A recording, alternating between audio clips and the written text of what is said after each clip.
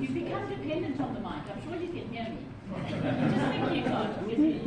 Let's put on the mic. Okay.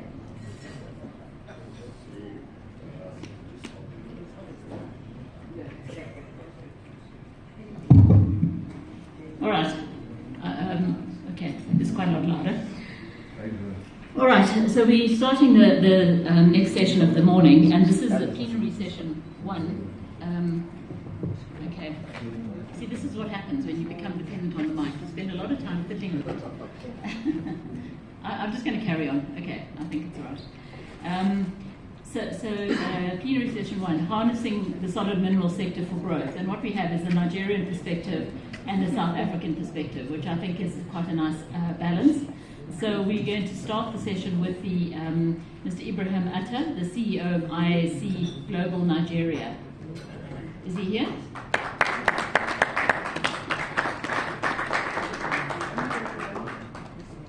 All right. Okay, Mr. Atta, not here. Is he around? Does anyone know? Yeah. Mr. Atta. Okay. And as I said, he is the CEO of IAC Global Nigeria. I think maybe you can just talk a little bit about the company, although there is an exhibition outside with the company information there. So let me hand over to you before we move on to the South African perspective. Thank you.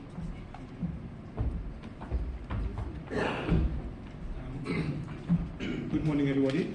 It's a pleasure to be here, Your Excellency, distinguished ladies and gentlemen. I think the Honorable was here. My name is Ibrahim, and I am a humble trader. I'm the founder and CEO of IAC Global Investment, and essentially gold merchants. What we've done is to see how we could streamline the value chain for gold through working with the artisanal miners. We aggregate, we process, we have a licensed buying center in Abuja. We have buying centers all over the schist belt, and we were able to, in 2022, we launched a gold coin called the Echo Gold Coin. It's the first of its kind in our part of the world. And what that did was to give access to the capital markets to participate in the gold trading and logistics business. I won't say too much. Dr. Yemi said everything I wanted to say as regards to the macroeconomic indices and all the regulatory and policy framework challenges that we have in Nigeria. So we like to knock gently, but if you don't answer us, we'll knock the door down and we'll get things done. We like to sit in our corner. We like to sit quietly. Not many people know about what we've achieved. We like to sit quietly in our office and execute. And then every now and then we come out for air. We have a brief video that will elaborate more on what I'm saying, and then I'll come back to you.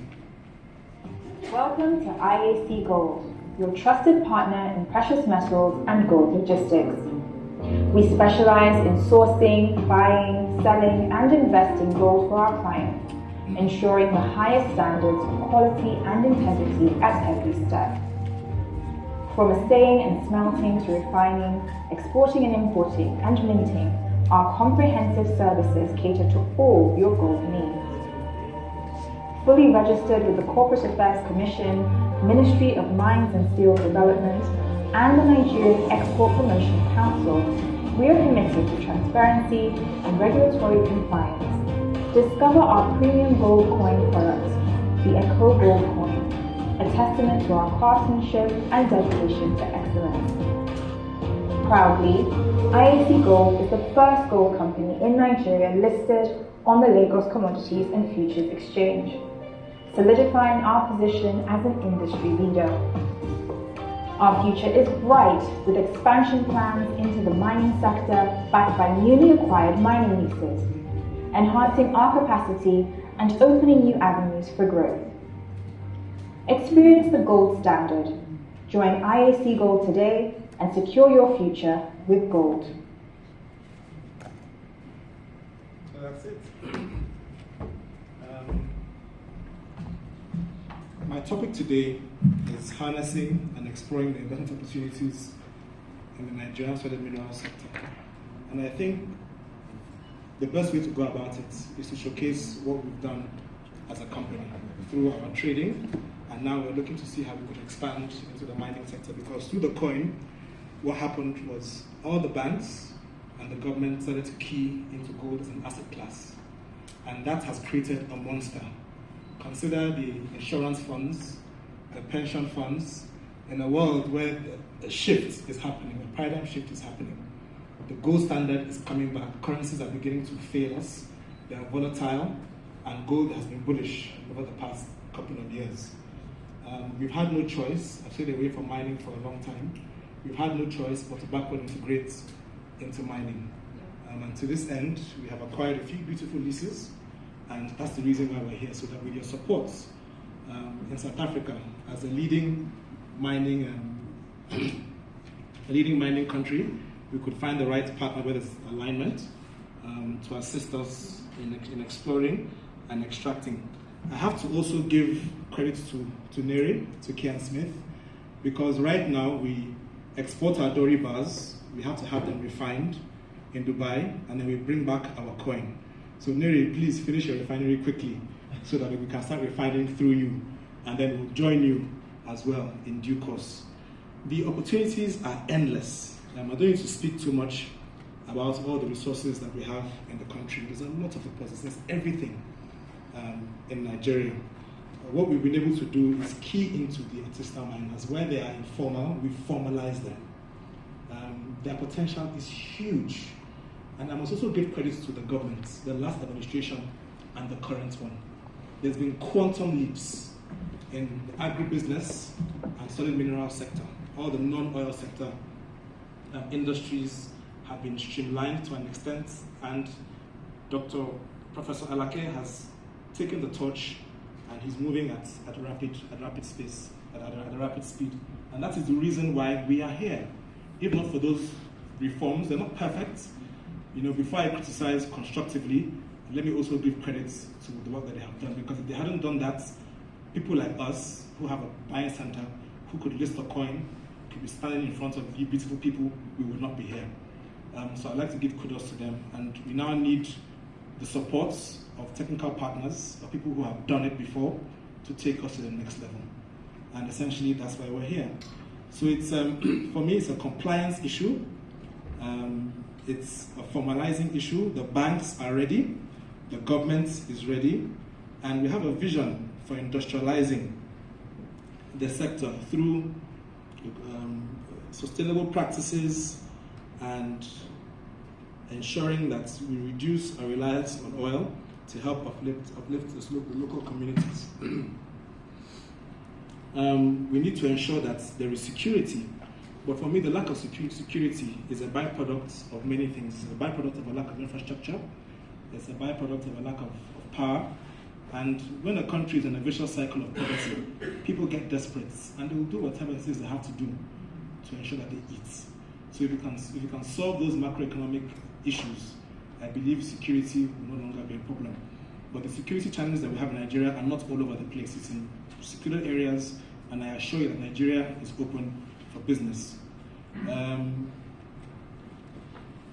There's significant opportunities for public-private partnerships so that we can reduce risk and increase the sector efficiency. Dr. Yemi spoke about everything I was going to talk about. I said I will come here and speak to the spirits as to where we can travel to together. And that's all I have to say. Thank you very much.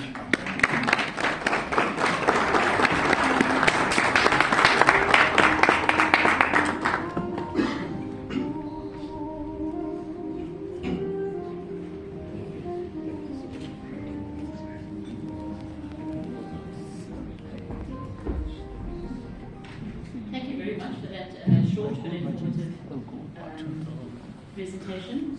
So our next speaker is, sorry, I came at this short notice into this role, Dr. Marnie Creel, who's the Chief Executive Officer of VBCom, which is a subsidiary of Crystal Partners in South Africa. Marnie, is that you? It says here Crystal Partners is a female-led, represented by a male. I guess that's all okay. African investment holding company with proprietary interests across various sectors such as mining, innovation, and financial services. And VBCom is a subsidiary of that. So over to you.